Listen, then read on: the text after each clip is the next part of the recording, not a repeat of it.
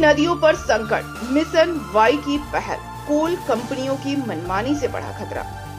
देश की छोटी नदियां आज गंभीर संकट से गुजर रही हैं, जो पर्यावरण संतुलन और जल संकट दोनों के लिए बड़ा खतरा बनता जा रहा है। धनबाद में IIT ISM द्वारा मिशन वाई के तहत इन नदियों को बचाने की पहल शुरू की गई है।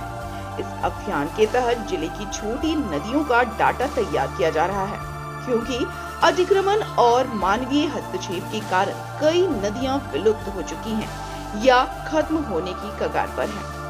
कि हम अगर इस तरह का बड़ा माइनिंग करते हैं तो हमको एक वैकल्पिक रास्ता पानी के नीचे आने का बनाना चाहिए। और जब ये सभी बड़े बड़े उद्योग इन्वायरमेंटल इम्पैक्ट असेसमेंट कराते हैं और भारत सरकार के पर्यावरण मंत्रालय से स्वीकृति लेते हैं अपने काम का, उसमें ये सारी बातें लिखते हैं कि हम ऐसा करेंगे, इस तरह से करेंगे, और करते नहीं है। ये बेईमानी है। तो जब तक इसकी मॉनिटरिंग नहीं होगी, इसकी देख रेख नहीं होगी, इस पर कार्रवाई नहीं होगी, तब तो ऐसे चलते रहेगा। कागज में सब ठीक ठाक है मगर काम में सब गलत है। तो देखना है काम सरकार के विभागों का।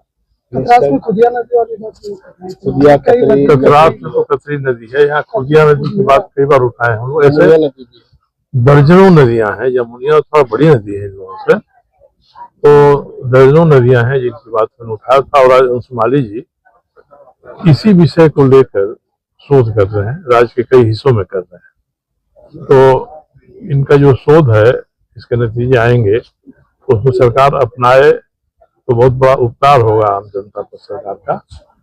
और अगर हमको नदियों को, जल स्रोतों को बचाना है और इनके माध्यम से नीचे जो पानी जाता है जमीन के, जिसको फर्स्ट एक्विफर कहते हैं, वो पहला तल है, उसी से हमारा सारा चापाकल, बोरिंग, ये सब चीजें चलती हैं, तो उनमें पानी जाना बंद हो जाएगा। तो हमारे बहुत सारे उपक्रम समाप्त हो जाएंगे। इसलिए पानी को एक समग्रता में, होलिस्टिक रूप में देखना चाहिए। ऐसा नहीं कि हमारे सामने है तो हमको जो दिखाई पड़ा केवल वही उपयोग हम कर लें। संपूर्णता में इसको हम देखेंगे तभी जमीन, धरती के नीचे का भी और धरती के ऊपर का भी पर्यावरण संरक्षित रहेगा। अब ये कर रहे हैं, आंकड़े बन रहे हैं। इसी तरह से और जगहों पर भी लोग करें तो इसके आंकड़े बन जाएंगे। और भारत सरकार की, राज्य सरकार के लिए तो ये 2 दिन का काम है। पंचायत तक की व्यवस्था हो गई है, अब तो चुनाव भी हो गए हैं।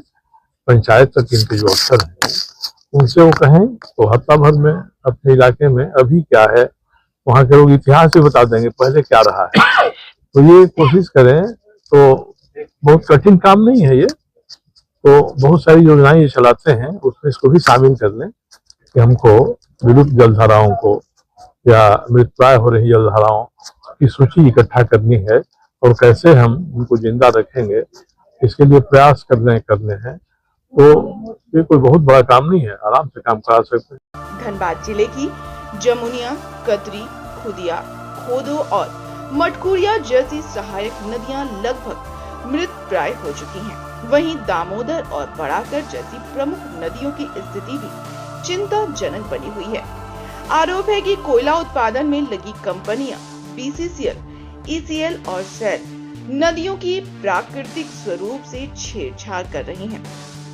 कतरास क्षेत्र के अंगरपथरा गजली टार में आउटसोर्सिंग कंपनियों द्वारा बिना अनुमति नदी पर पाइप डालकर कच्चा पुल बना दिया गया है, जिससे भारी वाहनों का आवागमन हो सके।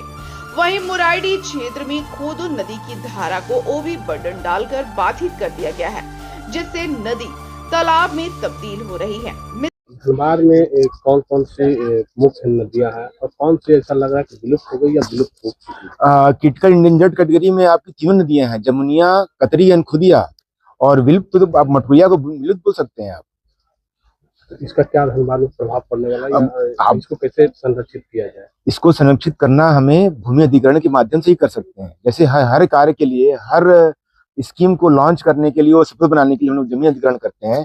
हम नदियों को वैसे छोड़ सकते हैं ना, नदियों की जमीन को हमें वापस करना होगा। धनबाद का अगर कहा जाए तो बराकर और दामोदर, ये 2 प्रमुख है, उसकी क्या स्थिति है?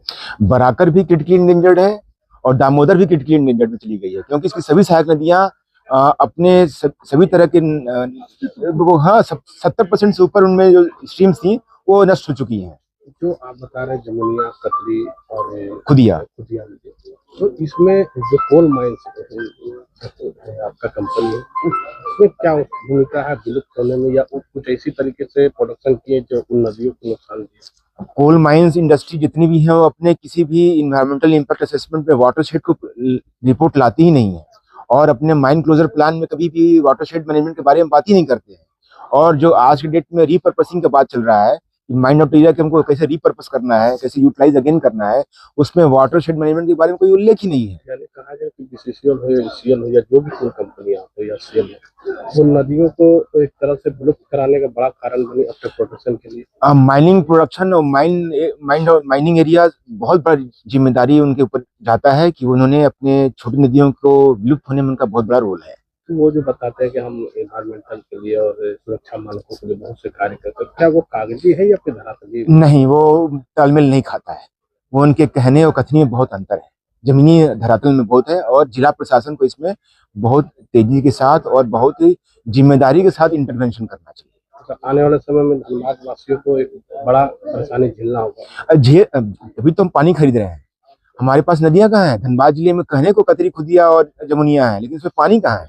वाई के संयोजक प्रोफेसर अंशु माली के अनुसार छोटी नदियों का विलुप्त होना भविष्य में गंभीर जल संकट का संकेत है। वहीं पूर्व विधायक सरयू राय ने कहा कि कंपनियां कागजों में पर्यावरण संरक्षण की बात करती हैं, लेकिन जमीनी हकीकत अलग है। इधर बागमारा सीओ गिरजानंद किशकू ने अवैध पुल निर्माण की पुष्टि करते हुए इसे हटाने का निर्देश दिया और कार्रवाई की बात कही है। विशेषज्ञों का मानना है कि अगर समय रहते कदम नहीं उठाए गए तो जल स्रोतों का संतुलन पूरी तरह बिगड़ सकता है। नदी को प्रकृति का उपयोग कर रहा है, कहीं पुल डाल रहा है, उस पर आगे तक क्या कार्रवाई, क्या सूचना? देखिए वहाँ पर पता किए, मैंने इस संदर्भ में को गजली टाड़ अवस्थित जो कतरी नदी है वहाँ पर क्षेत्र भ्रमण किया था, और वहाँ पाया था कि लोहे का और कुछ सीमेंट का जो है ह्यूम पाइप लगा के वहाँ पुल बनाया गया। तो इसको मैंने बीसीसीएल के जीएम को मिल के स्थानीय थाने के माध्यम से और खुद से भी जाकर वहाँ बोल दिया कि इसका विलम्ब भराई कर दे, तो इसका सारा फॉर्मेलिटी जितना औपचारिकता है सब कर लिया गया है, और आगामी कुछ दिनों में जो है वो पुल का बंद कर दिया जाएगा। बिना आदेश से नदी के साथ छेड़छाड़ करना वो भी नहीं, इसके लिए मैंने संबंधित विभाग को लिख दिया है कि इस तरह का पूर्ववत व्यवस्था था, तो इसके लिए यदि सक्षम पदाधिकारी को कोई आदेश दिया गया है जनहित को लेकर, तो उस पर वो एग्जिस्टिंग रन करेगा, अन्यथा छेड़छाड़ करने की बात है ये कभी बर्दाश्त नहीं किया जाएगा। समय के लिए समुचित जो है, देखिए ये प्रकृति से छेड़छाड़ है, मतलब खास करके वाटर बॉडी से, इसके लिए बहुत सारे मतलब हमारे अधिनियम भी है, रूल्स भी है, और सुप्रीम कोर्ट का जजमेंट भी है, उसके जुर्माना के साथ साथ सजा का भी प्रावधान है ना। तो इस तरह के जितना भी मतलब कार्रवाई है सब किया जा सकता है।